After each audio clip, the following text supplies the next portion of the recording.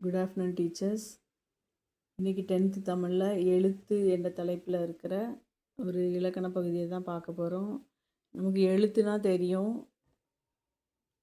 உயிர்மை 216, முதல் எழுத்து 30, அக்கேனம் 1, இதெல்லாம் சேர்த்து 247 எழுத்துக்கள்னு தெரியும். அதில் சார்பு எழுத்துக்கள்னு பார்க்க போனால் 10. சார்பெழுத்து எத்தனை வகைப்படும் கேட்டாங்கன்னா 10. என்னெல்லாம்னா உயிர்மை, ஆயுதம், உயிரிழபடை, ஒற்றளபடை, குற்றிய லுகரம், குற்றிய லிகரம், ஐகார குறுக்கம், மகர குறுக்கம், ஆயுத குறுக்கம் ஆகிய 10 சார்பெழுத்துகள்னு சொல்லுவாங்க. அதில் நம்ம உயிரிழபடை, ஒற்றளபடை ரெண்டை பற்றி மட்டும் இப்போ பார்க்க போகிறோம். அளபெடுத்தல்னாலே நீண்டு ஒலித்தல் அப்படின்னு தான் அர்த்தம். பேச்சு வழக்கில் சொற்களை நீட்டு ஒலித்து பேசுவோம். அவ்வாறு பேசும் பொழுது உணர்வுக்கும் இனிய ஓசைக்கும் அளபெடுத்தல் பயன்படுகிறது. அம்மா அம்மோய் அப்படின்னு சொல்லுவோம், அம்மா அப்படின்னு சொல்லுவோம்ல, அதுதான். அதே மாதிரி உயிரிழபடை பார்ப்போம். உயிரிழபடை செய்யுளில் ஓசை குறையும் போது அதனை நிறைவு செய்ய மொழிக்கு முதலிலும் இடையிலும் இறுதியிலும் நிற்கிற உயிர் நெட்டெழுத்துகள் 7 தத்தம் அளவில் நீண்டு ஒலிக்கும். அதை குறிக்க நெட்டெழுத்துக்களின் இனமான குற்றெழுத்துகள் அவற்றின் பின்னால் வரும். இவ்வாறு வருவது உயிரிழபடை எனப்படும். உயிரிழபடை 3 வகைப்படும். உயிரிழபடை 3 வகைப்படும். என்னெல்லாம்னா செய்யுளிசை அளபடை, இன்னிசை அளபடை, சொல்லிசை அளபடை. செய்யுளிசை அளபடை பற்றி பார்ப்போம். செய்யுளில் ஓசை குறையும் பொழுது அதனை நிறைவு செய்ய நெட்டெழுத்துக்கள் அளபெடுத்தலை செய்யுளிசை அளபடை என்போம். இதனை இசை நிறை அளபடை என்றும் கூறுவார்கள்.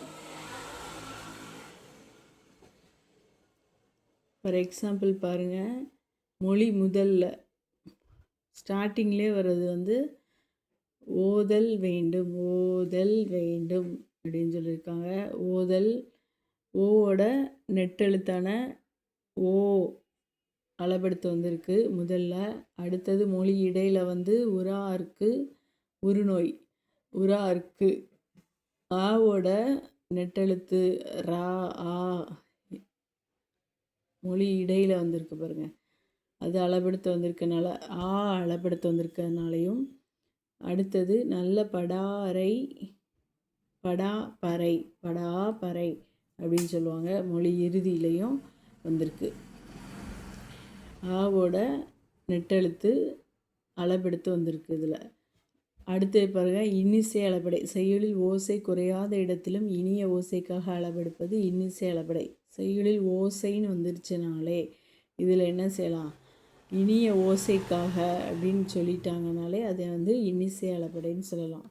எடுப்பதுவும் கெட்டார்க்கு சார்வாய் மற்றாங்க எடுப்பதுவும் எல்லாம் மழை இனிய ஓசைக்காக நீண்டு வந்திருக்கு. அதை இன்னிசை அளபடைன்னு சொல்லுவாங்க. அடுத்தது சொல்லிசை அளபடை. செய்யுளில் ஒரு பெயர் சொல் எச்ச சொல்லாக தெரிந்து அளபெடுப்பது சொல்லிசை அளபடை ஆகும். எச்ச சொல் நம்ம எதை சொல்லுவோம், ஈ, அதுதானே சொல்லுவோம். உரநசை ஈ, உள்ளம் துணையாக சென்றார். வரநசை ஈ, இன்னும் உளேன் அப்படின்னு அளபெடுத்து வந்திருக்கு. நசை விருப்பம், விரும்பி எனும் பொருள் தருவதற்காக நசை ஈ என அளபெடுத்தது. பெயர் சொல் வினை அடையாக மாறியது.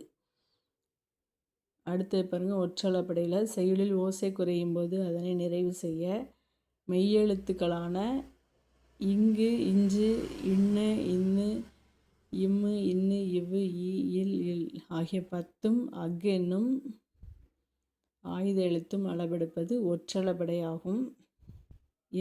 அஃகு 2 டைம் வரும். இதில் அஃகு 2 டைம் வந்துடுச்சுன்னா இது ஒற்றளபடை. அவ்வளோதான். Thank you teachers. ஏதாவது டவுட்னா கமெண்ட்டில் கேளுங்க, ஷேர் பண்ணுங்கள், லைக் பண்ணுங்கள். தேங்க்யூ.